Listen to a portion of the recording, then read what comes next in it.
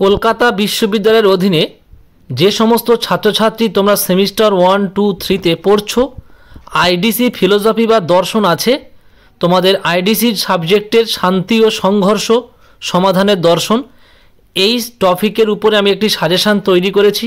এই সাজেশানটা তোমরা প্রত্যেকে ফলো রাখবে। এই প্রশ্নগুলো যদি তোমরা মুখস্থ করো, তোমাদের আলাদা করে 5 নম্বর, আলাদা করে 2 নম্বর কোনো কিছু মুখস্থ করতে হবে না। এই প্রশ্নগুলো যদি মুখস্থ করো, এখান থেকে তোমাদের শর্ট কোশ্চেন 5 নম্বর, 10 নম্বর, তোমরা প্রত্যেকটা কোশ্চেন এই সাজেশানের মধ্যে তোমরা কমন পেয়ে যাবে।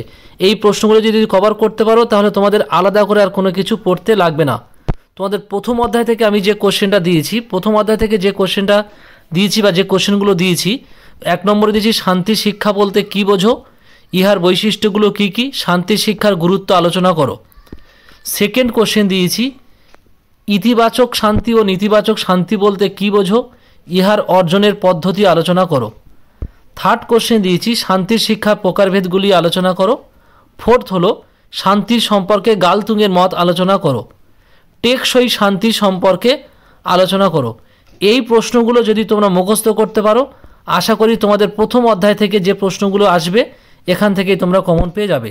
এবারে দ্বিতীয় অধ্যায় আসছি। দেখো, দ্বিতীয় অধ্যায় থেকে সেকেন্ড চ্যাপ্টার বা দ্বিতীয় অধ্যায় থেকে যে কোশ্চেনগুলো দিয়েছি, দেখো, 1 শান্তি স্থাপনে বস্তুবাদী মতবাদ আলোচনা করো। 2 দিয়েছি শান্তি স্থাপনে ভাববাদী মতবাদ আলোচনা করো। 3 দিয়েছি উদারপন্থী শান্তির মডেলগুলি সম্পর্কে আলোচনা করো। সেকেন্ড অধ্যায় থেকে এই কোশ্চেনগুলো পড়লে তোমরা এখান থেকে 5, 10 শর্ট কোশ্চেন সব কিছু এর মধ্যে তোমরা পেয়ে যাবে। তৃতীয় অধ্যায় থেকে বা থার্ড অধ্যায় থেকে আমি যে প্রশ্নগুলো দিয়েছি, তোমাদের 1 নম্বর দিয়েছি জেন্ডার ধারণাটির উদ্ভব ও বিকাশ সম্পর্কে আলোচনা করো। সেকেন্ড দিয়েছি জেন্ডারের সমতা বলতে কী বোঝো। থার্ড দিয়েছি লিঙ্গ সমতা ও শান্তি সম্পর্কে আলোচনা করো। 4 দিয়েছি সেক্স ও জেন্ডারের মধ্যে পার্থক্য করো।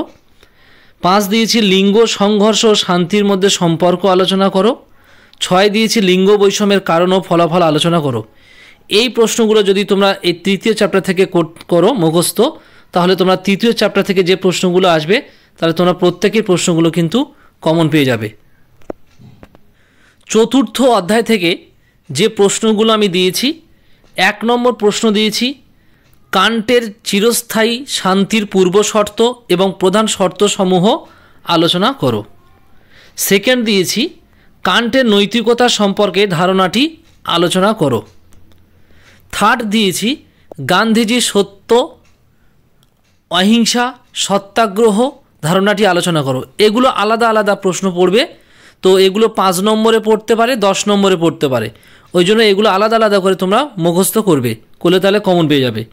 রবীন্দ্রনাথের আধ্যাত্মিক আদর্শবাদ ধারণাটি আলোচনা করো।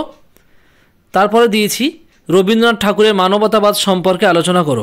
এই প্রশ্নগুলো দিয়েছি, এখান থেকে কিন্তু তোমরা প্রত্যেকেই কিন্তু পুরো প্রশ্ন কমন পেয়ে যাবে। 5 নম্বর, 10 নম্বর শর্ট কোশ্চেন প্রত্যেকেই কিন্তু এই প্রশ্নগুলো তোমরা মুখস্থ করবে। আশা করি তোমরা প্রত্যেকেই পরীক্ষা কমন পাবে এবং পরীক্ষা ভালো হবে। আর চ্যানেলে যারা নতুন থাকবে অবশ্যই তোমরা প্রত্যেকে সাবস্ক্রাইব করে রাখবে, আর চ্যানেলটি অবশ্যই বন্ধুদের মধ্যে শেয়ার করবে। এই সাজেশনটি যেন সবাই ফলো করতে পারে বা সবাই যেন দেখে উপকৃত হতে পারে।